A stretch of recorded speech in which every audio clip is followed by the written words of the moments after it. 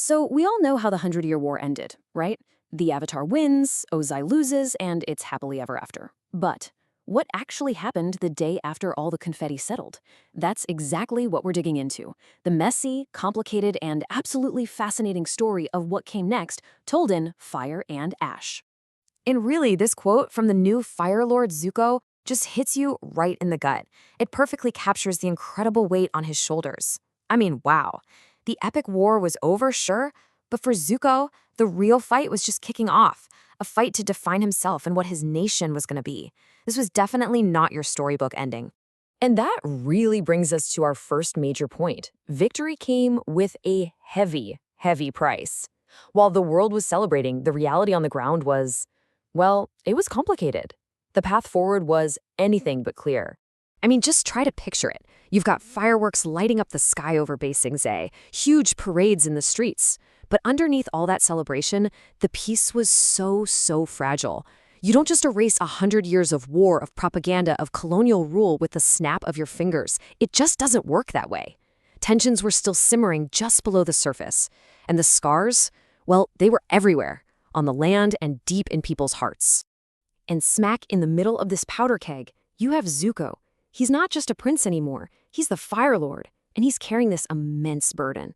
He has to somehow lead a nation that not only just lost the biggest war in history, but is also completely torn apart on the inside. And you have to understand, the scale of the change he was trying to pull off was monumental. It's like trying to turn an aircraft carrier on a dime. He wasn't just changing the drapes in the throne room. He was trying to rip out the entire ideological foundation of his nation.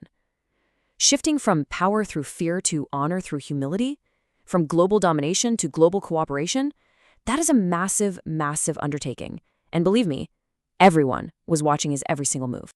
So he was basically fighting a war on two fronts, right? On one side, you've got all the Ozai loyalists back home, the generals, the powerful nobles who think he's a weak leader, maybe even a traitor.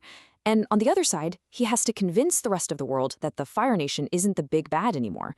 Oh, and to make things just a little spicier, the economy is in shambles. And all his friends, Team Avatar, are looking at him, expecting him to be this perfect, wise leader.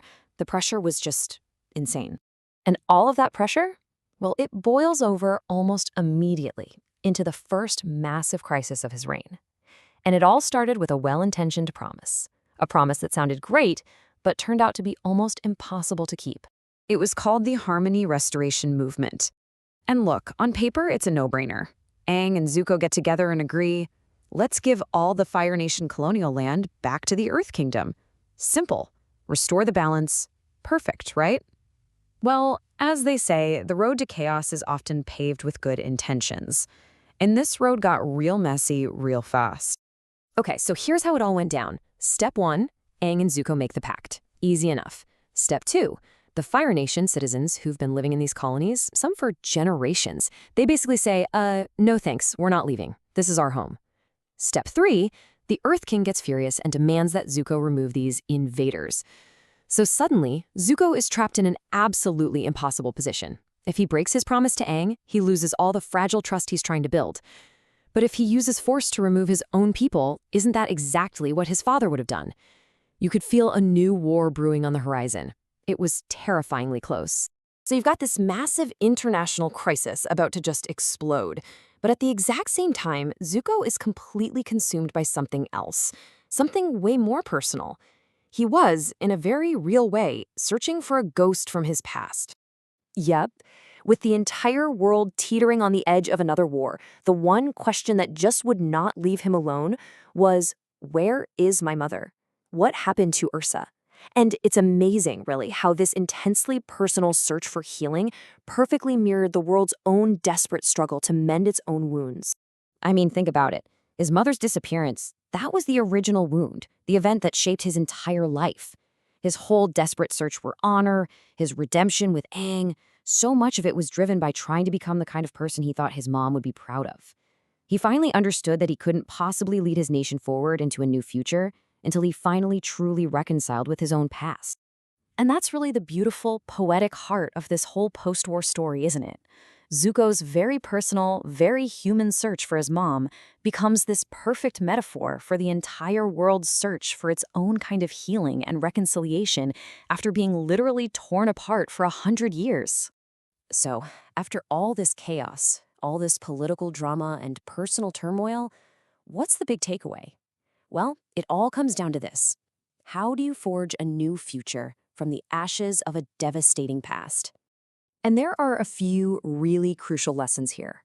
First, and this is a big one, winning the war is the easy part. Building a lasting peace, that's the real battle. Second, good intentions are great, but they are absolutely not enough. They can actually backfire and create totally new problems you never saw coming. And finally, you just can't build a stable future if you haven't made an effort to heal the scars of the past. So why does any of this matter for the bigger picture?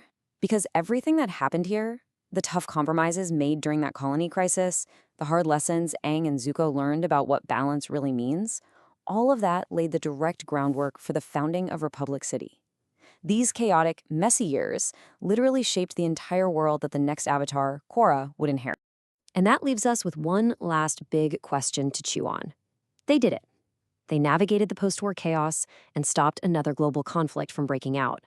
But in solving the problems that were right in front of them, did their choices accidentally plant the seeds for the next generation's conflicts? It really makes you think, doesn't it?